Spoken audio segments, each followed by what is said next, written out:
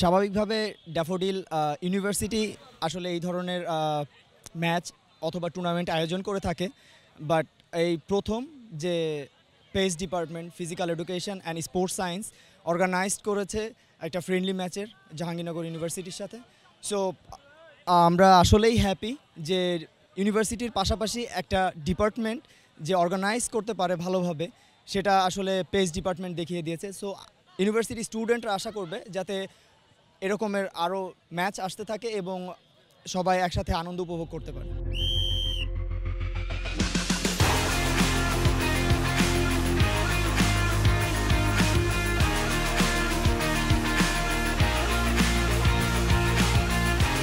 আমি physical and education sports সায়েন্সের একজন ছাত্র।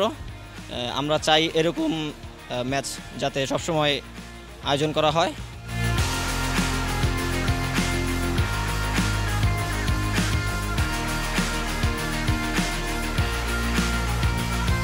আজকে আমাদের Daffodil International University versus Jahangirnagar University খেলা ছিল, তো আমরা চ্যাম্পিয়ন। আজকে আমরা অনেক হ্যাপি, উই আর চ্যাম্পিয়ন।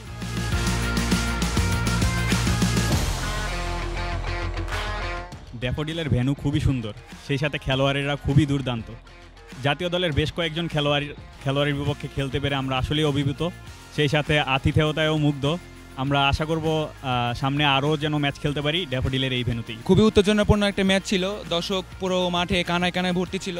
আমরা ম্যাচটি খুবই এনজয় করেছি। তাদেরকেও আমন্ত্রণ জানাবো আমাদের ইউনিভার্সিটিতে যাওয়ার জন্য, খেলার জন্য, এবং তারা এইভাবে সবসময় আমাদের পাশে থাকুক, আমাদেরকে খেলার সুযোগ করে দেখ।